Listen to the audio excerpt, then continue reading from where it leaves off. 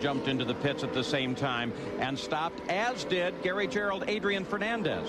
Yeah, Adrian came in. We just checked with Rick Gallis, and he says, well, we have a simple rule of thumb here with our team. Anytime you're more than half a tank empty, you get an opportunity on a yellow to come in, you come in. So that was routine. There was no other reason for it. But now he joins Al Unser Jr., Nigel Mansell. They'll have to make a third stop before this race is over, depending, of course, on how much yellow there is. We expect that stop will come probably with about 7 laps to go in the competition. And we expect that the yellow will end at the conclusion of this caution lap. Jim Swintal has the green flag available. He picked up the passing flag there for a second. He's ready to go. Matter of fact, by the way, he came to me, as did several of the other officials, and said the corner station at Mid-Ohio reported once again that they did not have a waving yellow going with that whole situation surrounding Robbie Gordon and Paul Tracy, and Paul Tracy being black flagged there, and they were concerned about the report we gave. Certainly video indicated something was waving, but maybe it was just the flag coming up. We wanted to acknowledge that they were concerned about it, and it shows you for a volunteer organization how professional they really are and how concerned they are about their conduct at an individual event. So here we're ready to go back to the green flag as Paul Tracy accepts the green, climbs the hill, and flashes across the start-finish line. Once again, he got a very good climb up the hill, well in advance of any of the competition. Now Villeneuve comes out in second place and starts to chase him. Al Unser back in third because he did go into the pits and make that stop. So Villeneuve, we saw from the runs earlier, is not in a position to challenge Tracy on sheer speed unless they've changed the car in the last stop. Tracy has the measure of him, but Al Jr. now tries to pass Matt Schuster. Very, very careful when you move on this car. Some drivers have been concerned about it this year because they say that sometimes he doesn't seem aware of you, and that seemed to be one of those occasions. Al Jr. safely around and chasing Villeneuve. If you don't get it done on the racetrack, you may rely on the Richard Bucks of this world to help you make the pass. Al Jr. is well mindful of that. Remember, championship is all he thinks about. Another $1 million he'll get if he wins the championship. That is of prime importance today as opposed to a race win. Let's get a further update on the second place car. Here's Jan. We had an opportunity to check in with Barry Green. Of course, he is the team owner for Jacques Villeneuve. It turns out that they lost position last time during the pit stop. This time they decided not to pit, to pick up position, and now they feel that this yellow has given them a bigger fuel window. They can turn it up, use all the fuel they want, but now they know for them it comes down to that final stop. There is a team that is developing their skills at making those stops and certainly has the experience within the organization. It is the Forsyth Green Group. Barry Green sitting on top of that team and keeping track of the car and what they will do tactically with the race. So you can't really count on them making any mistakes. You're going to have to race him on the course. Barry Green also says one of Villeneuve's strongest points is he has an uncanny knack of managing fuel. He is very easy on fuel, which is a tremendous feat when you have a race as long as this and as hard on fuel as this. You mentioned the presence earlier as we continue to watch this car of Tony Sicali, who is prime skill as an aerodynamicist on this team.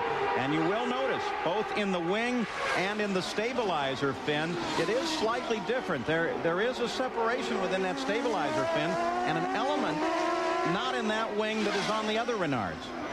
There is ongoing development with this car. This is one of the teams that understands if you can engineer or develop a so-called unfair advantage, it makes your driver's job so much easier. But what a job this team has done this year.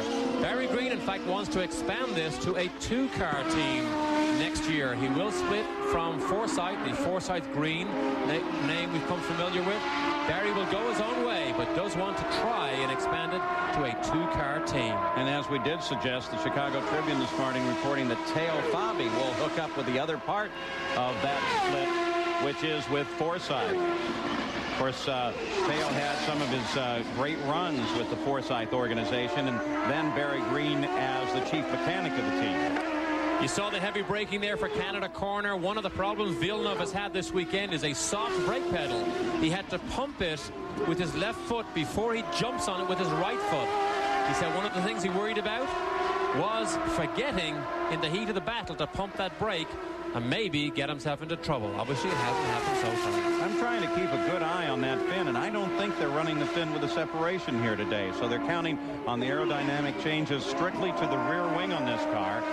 That means that they run the car very loose, as you saw there. But this young man seems to handle that condition with no problem at all. It would fatigue most drivers. That's right. Things that development, mechanical items on this car, brakes. They have their own new braking system, unlike other Reynard cars. Villeneuve liked it, so they held on to it as we move back and pick up Mario having a good day. We go back to the battle. Mario Andretti and Emerson Fittipaldi, a fight for fourth. Mario's there now. And Fittipaldi comes down under braking again. Station 5. There he goes.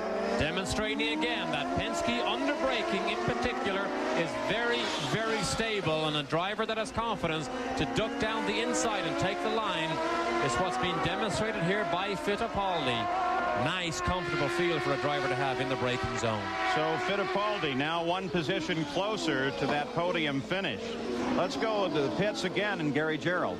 John Buzlaug is the crew chief for Paul Tracy, and you got that big smile going. And I asked, are you getting better fuel economy than maybe you had imagined under race conditions? Yeah, we are. We're getting good mileage. A lot better than we imagined, but we just hope to stretch out a little bit of a lead. And you know, when you do that, you can sort of use that as a buffer.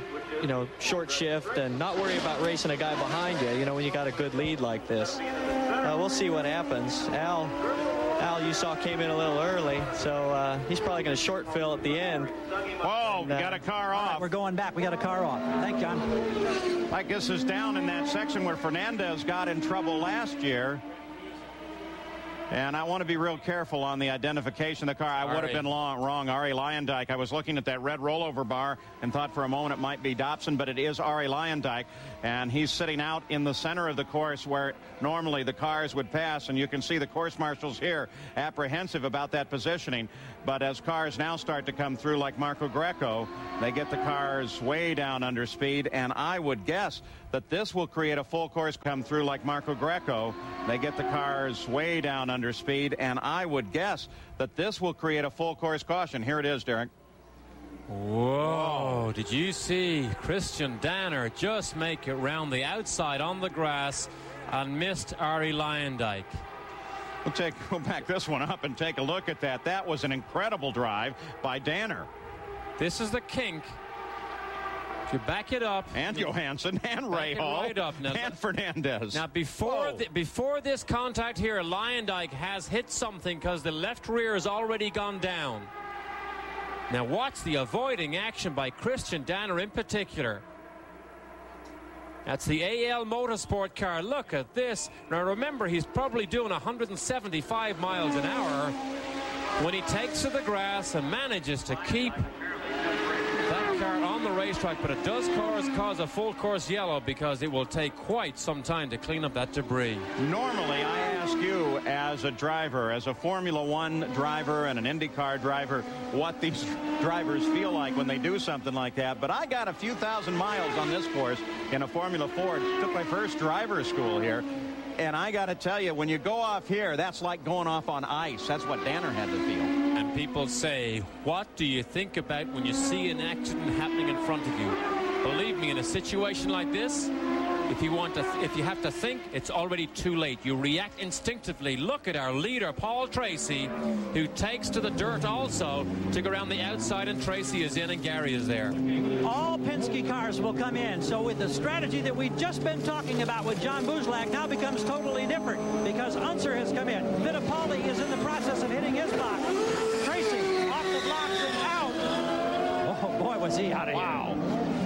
Of course, doing this under the full course yellow for Arie Luyendyk's stop. And boy, we've got in trouble with Jacques Villeneuve again. Remember, he came off his last stop. He couldn't get the thing going. Jan, he had the same problem again. Well, this time it was not that he didn't get it in gear. This time it was that he got it in gear and then stalled it. And the Forsyth Green crew had to then push him and get him going. We have had an opportunity to check with the crew, and Paul, they believe that Jacques Villeneuve will be able to make it to the end of the race from this point. Taking a look at the Johansson car now as he makes his pit stop. Derek, my guess would be with 18 laps to go, everyone here is figuring, still under the full course yellow, they're going to make it to the finish of the race. 18 is a little bit of a risk, particularly if you go at racing speed. Remember, they stopped on lap 16 or 17 at the start of the pits. Let's go to Gary Gerald. Well, we've just got word an IndyCar official came running up, is talking with Clive Howell, Rick Mears, John Buzlack. There may be a possibility of a black flag violation against Paul Tracy, possibly passing his teammate here on pit road. Now, he was the race leader. I don't know how that could have happened. We're just told that. Consultation continues. It could be huge if, in fact, that's the case. Now we get a thumbs up. Apparently, they've resolved the situation. What way have they resolved it, Gary? That they will not black flag him, do you think? Is that the resolution? Well, that's what I'm assuming. I'm going to try to reach in here and get a word. Did they resolve this, John? Yeah, they did. They were thinking we were in violation passing in the pit lane, but as long as you don't exceed the speed limit in the pit lane and pass, you're okay, I guess. Big scare, though. Big scare. We want to win this race. All right, there you hear it. The pit lane speed limit starts at the very first pit and it ends at the last pit. So if you're at either end of it, you can use that at the racetrack also. So under a full course caution as they get Arie Luyendyk's car off the course. Looks like it's going to take a little bit longer. We'll pause in the Texaco Haviland 200.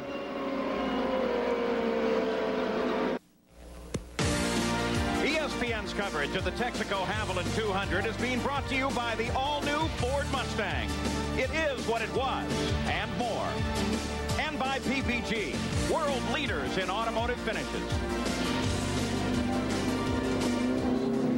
Christian Danner's car into the pits right now, the 64 car, and a rather lengthy stop.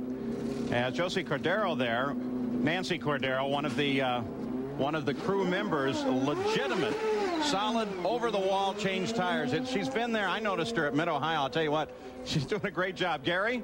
Well, she is the only woman that goes over the wall in the IndyCar ranks, and I talked to her for a while yesterday, and I'll tell you, Paul, there's a possibility who absolutely loves her job. Her dad was a boat racer out, I believe, in the Portland area on the West Coast. Her brother was also involved in motorsports competition. She said it was almost a natural thing for me to get involved. And you talk to Andreas Leberle and the people on that crew, and they say one of the hardest, most diligent working people on their crew. She was with Euro Motorsports last year, came to this team this year. She does a terrific job. They love her, and she's a great hard worker.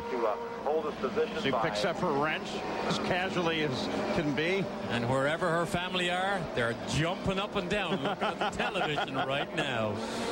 Christian Danner, of course, had a very, very close call when Arie Luyendyk got in trouble there, went by on the left-hand side using the grass the whole way. Let's take a look at the schedule next year while we're still under this full course yellow and what should come back to a real sprint race. We'll start the season in Miami, Florida on the Biscayne Boulevard circuit down there, and then head off to Surfers Paradise, Australia in a race that they say is now in great shape to go on at least another 5 years without any problems, really building in its attendance and popularity. Phoenix, Arizona on the mile there, which always produces a terrific race, and then to the streets of Long Beach, California. Then Nazareth, Pennsylvania. We'll be there next week, but next year we'll move up into the spring. Then, of course, the Indianapolis 500. The rest of the schedule for a while then, patterns pretty much like this year, but if you look at the dates, you can see it's going to be a very busy time. Milwaukee, Detroit, Portland, then Elkhart Lake, Wisconsin. This race moves back into July. From here over to Toronto, Ontario, Canada at Exhibition Place, then right down to Cleveland, Ohio, and then the Michigan 500 at Brooklyn, Michigan. Over to Lexington, Ohio, onto the road course. Back up into New Hampshire at Loudon, New Hampshire on the mile there. Vancouver, British Columbia on the 3rd of September, and then down to finish the season on September 10th, 1995 at Laguna Seca in Monterey, California. Start making your travel plans now. I already got mine made. I'm going to be at all of them. And that safety crew, thankfully, will be at all of them. They work so hard here on weekends. But when you're in trouble, to have a face from one of those safety crews come up to you, it is very reassuring. Now, when we go green here, Scott Sharp will have a black flag stop-and-go penalty for a pit speed violation. They caught him at 92 miles an hour when 80 is the limit. Now, a couple